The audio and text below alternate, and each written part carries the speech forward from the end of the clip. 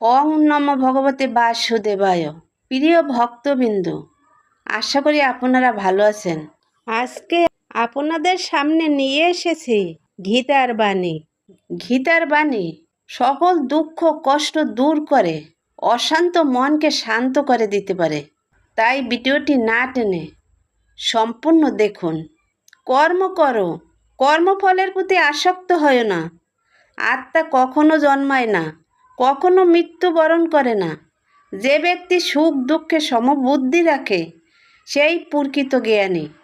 ক্রোধ থেকে মোহ, মোহ থেকে স্মৃতিবংশ, আর স্মৃতিবংশ থেকে বুদ্ধি নাশ হয়। বুদ্ধি নাশ মানুষের পতন ডেকে আনে। নিজের কর্তব্য পালন করাই শ্রেয় অন্যের কর্তব্য নিখুঁতভাবে পালন করার চেয়ে। যে আমাকে ভক্তিভরে স্মরণ করে আমি তার পাশে থাকি। মনই মানুষের বন্ধু, আবার মনই মানুষের শত্রু। ইন্দ্রিয় সংযম না করলে জ্ঞান স্থির হয় না। সত্য, ধৈর্য, আত্মসংযম মানুষকে উন্নতির পথে নিয়ে যায়। যে সব জীবের মধ্যে একই আত্মাকে দেখতে পারে সেই প্রকৃত যোগী। নিষ্কাম কর্মই মুক্তির পথ। অহংকার ত্যাগ করো। লোভ মানুষকে অধপতনের দিকে নিয়ে যায়। সৎকর্ম কখনো বৃথা যায় না। জ্ঞান অজ্ঞানতার অন্ধকার দূর করে। আত্মসংযম শান্তি আনে। শান্ত মনেই জ্ঞান জন্মায়।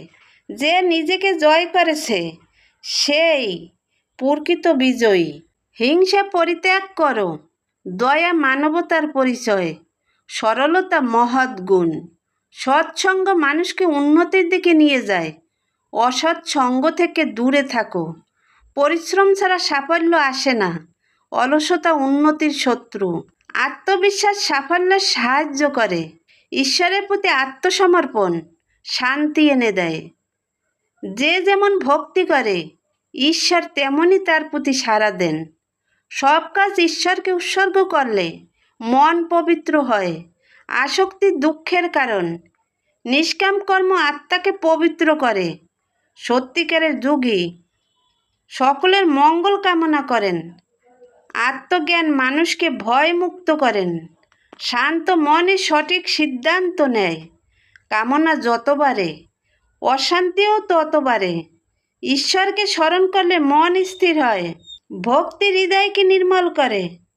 প্রতিটি কাজ নিষ্ঠার সঙ্গে পালন করো। কর্মই মানুষের পরিচয় প্রকাশ করে। ধর্মের পথে চলে অন্তরে শান্তি আসে। ক্রোধকে ধৈর্য দিয়ে জয় করো।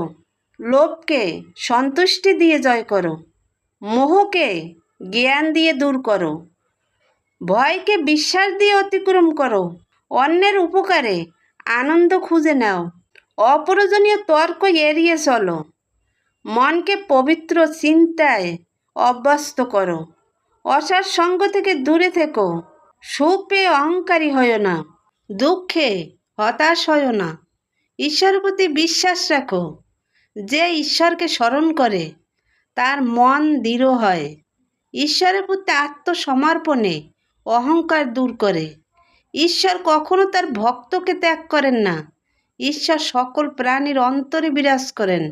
যে ঈশ্বরকে ভালোবাসে সে সকল প্রাণীকেও ভালোবাসে। ঈশ্বরের প্রেম নিঃস্বার্থ।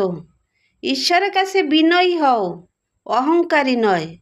ঈশ্বরের প্রতি অটল বিশ্বাস থাকলে সঠিক পথে এগিয়ে নিয়ে যায়। হরে কৃষ্ণ, রাধে রাধে।